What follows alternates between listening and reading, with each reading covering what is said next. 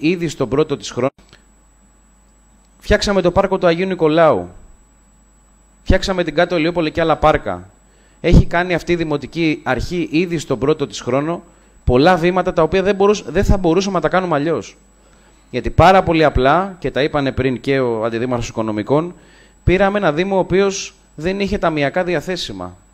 Δεν είχε μισθοδοσίες οι οποίες χρειαζόντουσαν να υπάρχουν μέσα για να μπορέσουμε να είμαστε και να λειτουργούμε απρόσκοπτα και πολλά άλλα ζητήματα που τα έχουμε θέσει.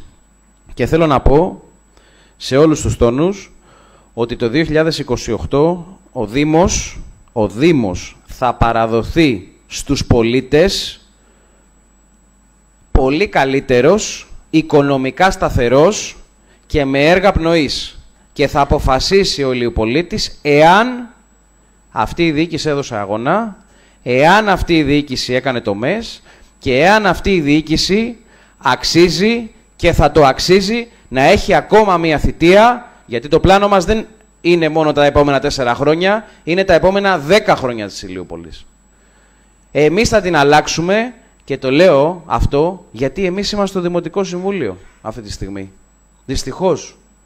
Δυστυχώς είναι, πραγματικά το λέω, και ας με βγάλουν αύριο σε όλα τα μέσα, όπως με βγάζουν συνήθως για κάτι φωτογραφίες, φύγανε οι δημοσιογράφοι, θα μπορούσα να τους δώσω φωτογραφίες όταν γυμνάζομαι, όταν περπατάω, όταν βγαίνω έξω για φαγητό. Έχουμε κι εμείς προσωπικές στιγμές, μας κάνανε ένα δώρο μία μπλούζα, κάποιος ανέβασε την μπλούζα. Δεν έχουμε θέματα με αυτά, μπορώ να τους δίνω εγώ απλόχερα πολλές φωτογραφίες από την καθημερινή μου ζωή. Δεν έχω προβλήματα τέτοια. Εγώ βγαίνω στον κόσμο και χαίρομαι και μ' αρέσει. Λοιπόν, αλλά αυτή η κατάδια που όταν παλεύαμε 3 άνθρωποι από την αντιπολίτευση 4 χρόνια, αλλά ήμασταν εκεί να πούμε τη θέση αυτών που μας ψηφίσανε, αυτών που μας στηρίξανε. Φάγαμε μερόνυχτα, φάγαμε αγώνες εδώ. Θυμάστε, συνάδελφοι, και το λέω σε όλους, τι κάναμε όταν ήρθε πρόταση 10 εκατομμύρια ηλεκτροφωτισμού και έχουμε φέρει στα 4,5 κοντά, 4.800.000 ευρώ πρόταση για τον ηλεκτροφωτισμό. Αν χρεώθηκε ο Δήμος την προηγούμενη θητεία, φαντάζεστε ότι θα ήμασταν ακόμα 5 εκατομμύρια να δίναμε για 20 χρόνια σε κάποιον ιδιώτη δεσμευμένη εδώ. Δεν θέλω να πω πολλά γιατί λείπουν οι συνάδελφοι και μου αρέσει ότι όταν λέω κάτι να υπάρχει άνθρωπος να απαντήσει. Δεν θα το κάνω αυτό. Θα πω όμως ένα μεγάλο μπράβο.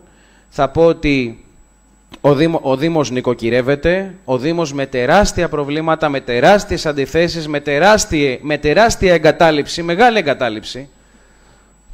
Ποιος να θυμάται τι με τον κύριο Καραβαγγέλη τι βρήκαμε στην καθαριότητα. Πραγματικά. Και τον κύριο Φύτρο. Το τι βρήκαμε στην καθαριότητα και το τι βρίσκουμε ακόμα και προσπαθούμε να τα φτιάξουμε. Οχήματα. Οχήματα τα οποία ήταν απενεργοποιημένα. Τώρα μπορεί να έχουμε χιονιά. Έχω δώσει εντολή εδώ και 20 μέρες και ξέρω ότι πολλά οχήματα τα οποία δεν τα είχε η καθαριότητα, θα τα έχει τώρα. Δεν λέμε ότι θα κάνουμε την Ηλιούπολη γυαλί άμα χιονίσει και αν το στρώσει, αλλά θα είναι πιο οργανωμένο το σχέδιο αποχιονισμού, προετοιμασίας και δελτίων τύπου για τον κόσμο της Ηλιούπολης. Θα ξεχάσει κανένας τη στάση ορισμένων στο βρεφονιπιακό σταθμό που πηγαίνανε κάποιοι και μας κάνανε καταγγελία και ήρθε εδώ η αρχή διαφάνειας να ψάξει τι? Τον καλύτερο βρεφονιπιακό σταθμό αυτή τη στιγμή που λειτουργεί στα νότια προάστια? Τον καλύτερο? Κοιτάξτε να δείτε κάτι. Θα κλείσω με αυτό και θα πω το εξής. Όλοι κρινόμαστε. Και εγώ και όλοι. Ο κόσμος, εύχομαι, και πρέπει να το κάνουμε αυτό σιγά σιγά, να βλέπει αυτή την κατάδια.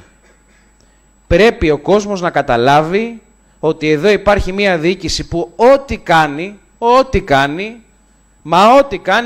την αντιπαλεύουνε, τη φθύρουνε, προσπαθούν να δημιουργήσουν εσωτερικές κόντρες, τα πάντα για να μην λειτουργήσει πόλη. Για να μην λειτουργήσει πόλη. Να μην δει ο Ηλιουπολίτης κάτι. Γι' αυτό. Επειδή τώρα είναι ο Ψηρόπουλος. Έτυχε εκείνο ο Ψηρόπουλος. Τι να κάνουμε τώρα? Μπορούσε να έκανε κάποιος άλλος. Όμως ο Ψηρόπουλος εδώ έχει ένα σχέδιο.